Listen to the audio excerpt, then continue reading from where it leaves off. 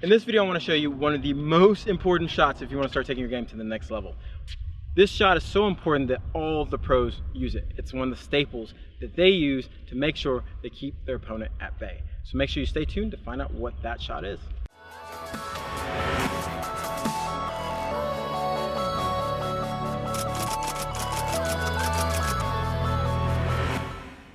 Okay, so if you're wondering what is this secret amazing shot that everybody uses on the tour that's going to keep your opponent at bay, well, it's taking the ball on the rise. So a lot of people I think struggle with taking the ball on the rise. For a long time I used to struggle with taking the ball on the rise until you really figure out why you're supposed to do it and how to do it. So I want to explain first why. Why do we want to take the ball on the rise? Well, you want to take time away from your opponent. Now why is this important? Time is the ultimate weapon. If you're thinking about hitting powerful ground strokes, well, think about what is power. It's making the ball travel faster so your opponent has less time to do their stroke. You can do the same thing without hitting the ball harder, but actually just taking it earlier, okay? The other nice thing about when you take time away from your opponent, there's nothing they can do.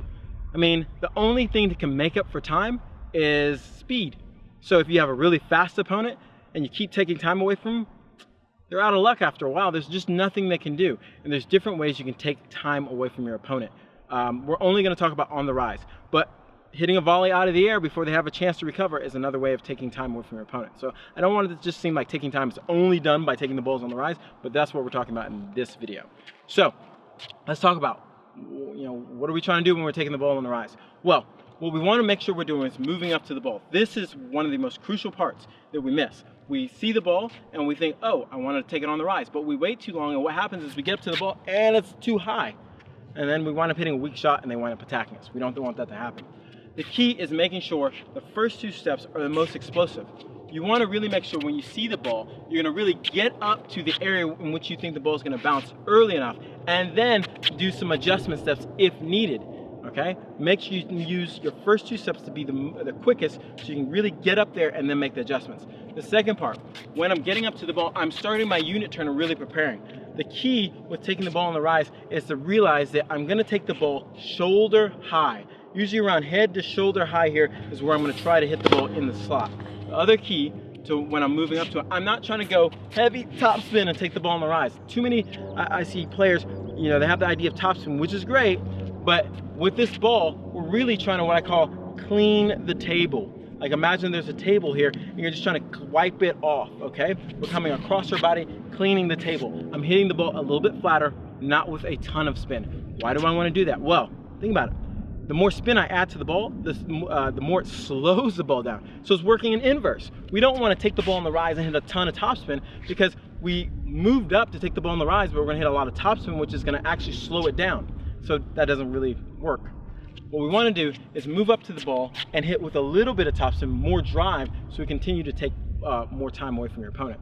The other little note I want to tell you is you don't have to hit this hard. A lot of the people think, oh, I'm just going to take it on a rise and I'm going to hit the crap out of the ball. Well, you don't have to. Because you're moving up and taking the ball early, that does everything within itself. You don't have to hit the ball any harder. One of my favorite players, and a lot of players do it now, but I think one of the players that really signified this style of play was Andre Agassi. It was always said that when he played somebody, they always felt like they had to run like 10 times more than they played any other player they played. Okay, so it's because he was a genius at taking time away, playing closer to the baseline, and really making sure that his opponents had to work. Now that you can see he's done that, you can see a whole level of players. All the players are out there all concerned with time. They're all trying to play closer to the baseline. I mean, you look at Nadal when he first came out, played 10 feet behind the baseline. Not anymore. He understands how important taking time away is from his opponent. So he's made those adjustments in this game, and that's why he's able to stay at the top. So make sure you're going out and you're moving up to the ball really quick with the first two steps, setting up, making sure we're cleaning off the table, making sure we're making that contact at the right spot. Not too high, not too low. We want to make it above the net so we can hit through the court. Okay, so I hope this was helpful. Make sure you leave me a comment or any questions you might have about this video, and go out and play tough. This is Kevin Garlington at TotalTennisDomination.com, and make sure you subscribe to my YouTube channel. Take care.